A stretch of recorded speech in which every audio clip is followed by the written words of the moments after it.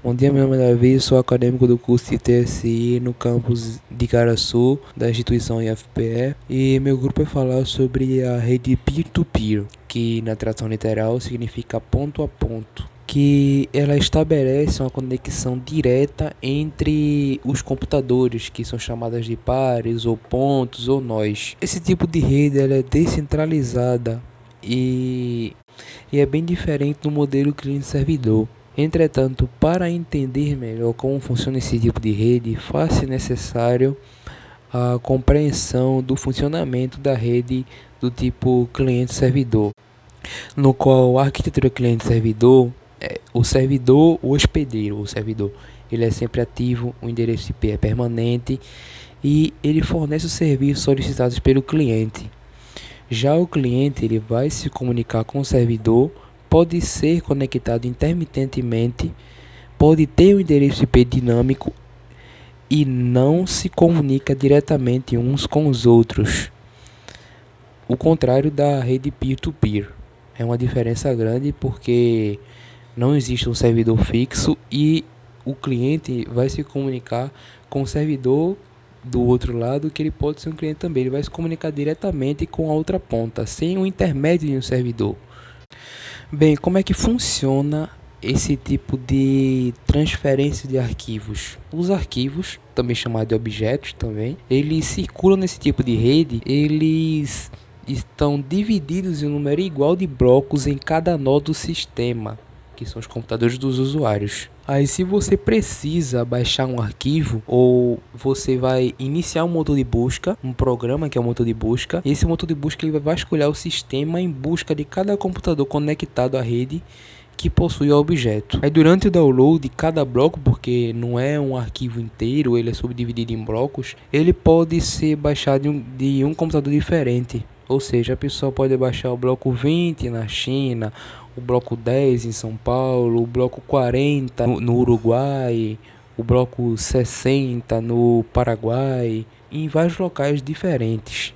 E durante esse download, o computador também pode funcionar, o computador que está fazendo o download do bloco 20, por exemplo, ele pode funcionar também como servidor, porque à medida que a pessoa baixou o bloco 20, o motor de busca já pode conectar a outro cliente que vai fazer o download do mesmo arquivo. Aí o outro cliente vai querer fazer o download do bloco 20, a pessoa já baixou.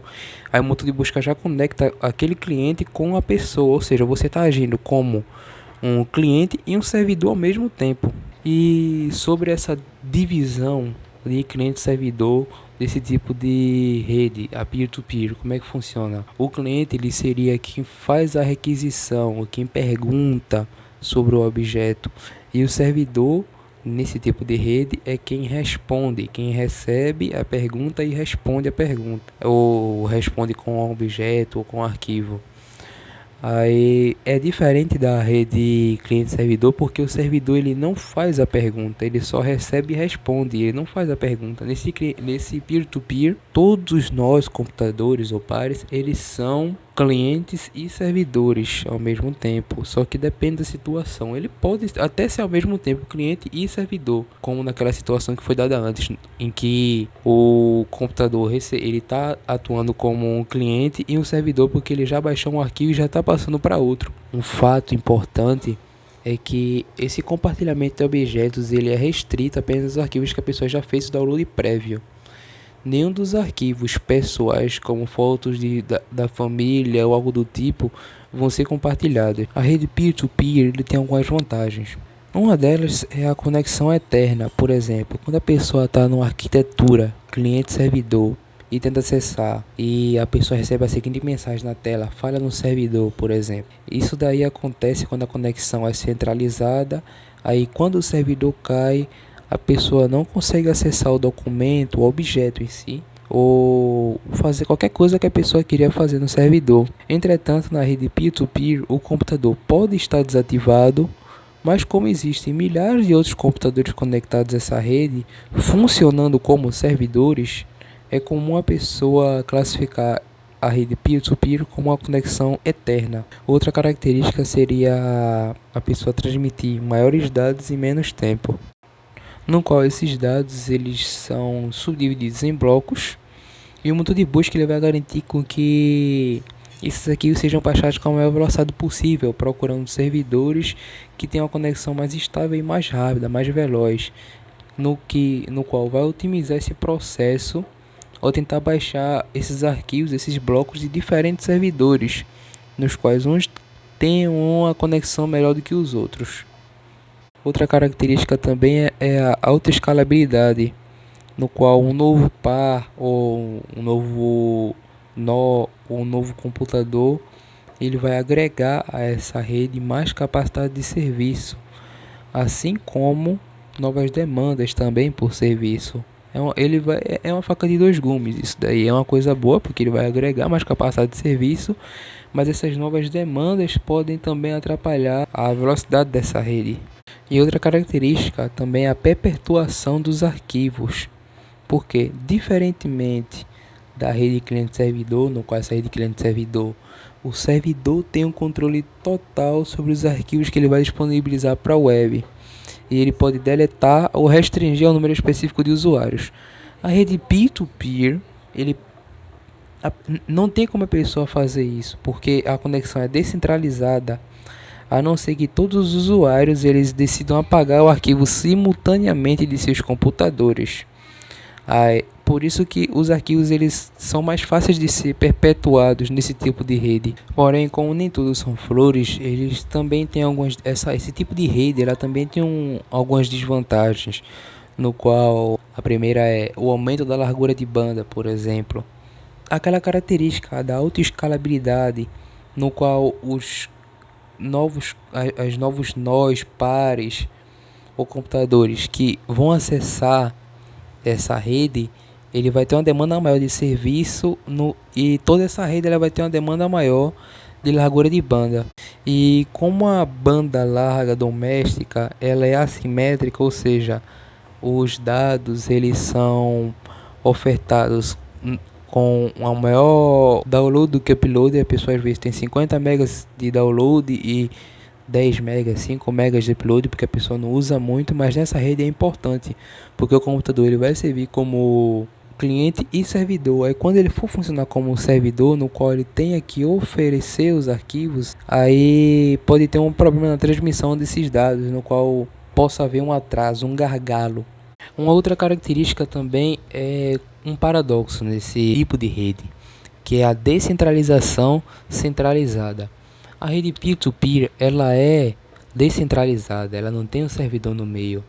Só que a centralização ela funciona em torno do motor de busca, que vai procurar todos os arquivos que estão distribuídos. É ele quem vai procurar os arquivos nesses nós. Se o motor de busca cair, por exemplo, toda essa rede peer-to-peer ela não vai funcionar. Já no cliente-servidor, se o servidor cair, essa rede não funciona. Nesse peer-to-peer, se o motor de busca cair ou tiver algum problema, alguma falha, os clientes ou os nós, eles vão perder a conexão.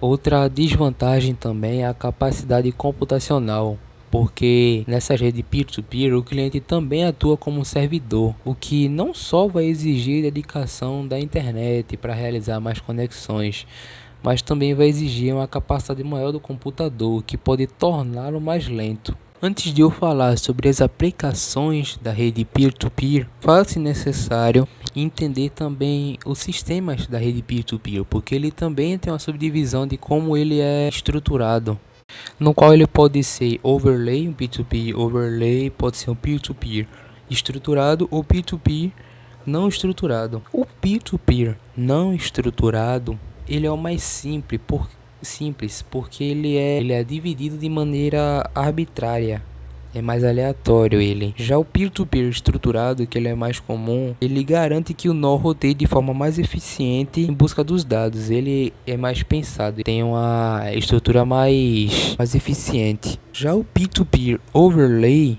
ele se baseia numa rede sobreposta. Aqui exemplo, esse peer-to-peer estruturado, a rede essa divisão dessas redes ela é mais física, é a transmissão de um para o outro, por exemplo, de um computador para o outro.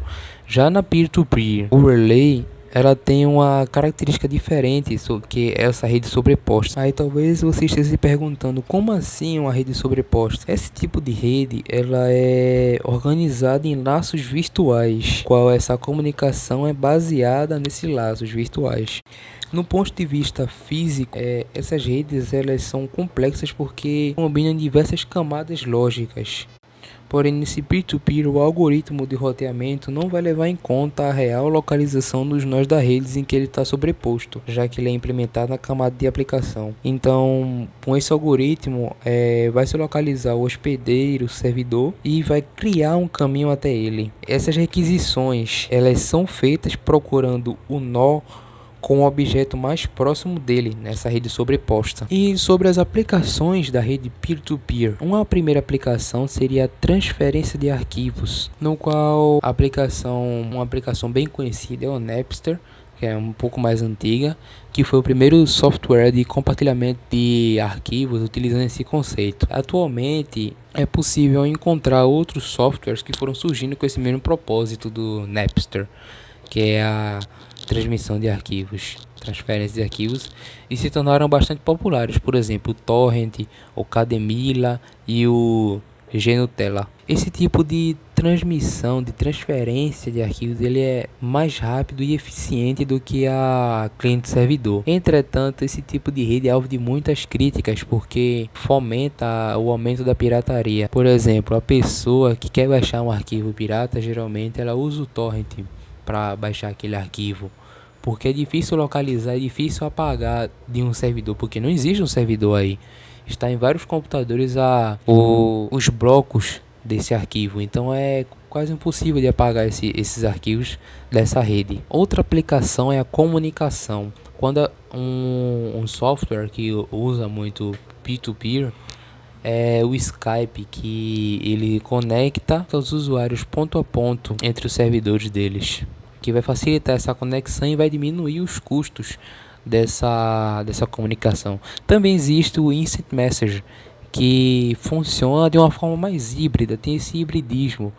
do peer-to-peer com o cliente-servidor. Que como é que funciona? Ele se conecta com o servidor que vai salvar a localização do IP, salvar o IP, e a outra pessoa que quer se comunicar também, ela vai entrar no servidor, vai salvar o IP dela também e vai procurar os IPs vizinhos. Aí quando ele achar o IP vizinho, ele chega lá, ele se conecta com a pessoa utilizando a conexão peer-to-peer. Ou seja, há uma junção entre peer-to-peer e o cliente-servidor, de certo modo, no Instant Message. Também temos a aplicação das criptomoedas também, que vem dado o que falar, com Bitcoin, Ethereum e entre outras moedas virtuais, que são muitas. Blockchain, por exemplo, é um livro contábil onde essas transações financeiras dessas moedas digitais, como Bitcoin, o Ethereum, o Ripple, são registradas.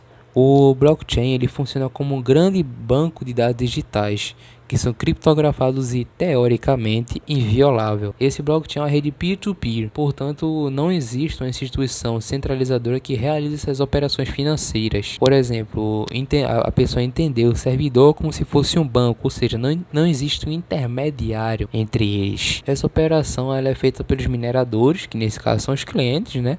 Que são conectados nessa grande rede, oferecendo o recurso computacional deles para o funcionamento e descentralização do blockchain. Outra aplicação também seria o consumo de mídias, além do que tudo que já foi citado aí. A rede peer-to-peer permite que as mídias, como sinal de rádio e televisão, sejam transmitidos. Dentro dessa aplicação, comum as pessoas falarem do IPTV. A pessoa já consegue saber o que é mais ou menos, somente dividido no meio, IP e TV, que é a transmissão dos sinais de TV ou de rádio, que elas são transmitidas por meio da internet, entre os computadores, através do IP. Explicando sucintamente, também existe a DHT, que significa Distributed Hash Table, que é uma classe de sistema distribuído descentralizado que provê um serviço de pesquisa semelhante a uma tabela hash, no qual essa tabela seria aquela que possui chave e valor, ou seja, uma chave ela localiza um determinado valor em específico. Esses pares, que são chave e valor, são armazenados no DHT e qualquer nó participante pode eficientemente recuperar o valor associado a cada chave chave, e a responsabilidade do mapeamento dessas chaves para esses valores é distribuída entre os nós, para causar o mínimo de desordem possível nesse DHT, permitindo também uma maior escalabilidade. Aí com esse DHT a pessoa consegue formar várias infraestruturas, em que uma bem famosa também é o DNS, o Domain Name System, também, que utiliza essa lógica do DHT também.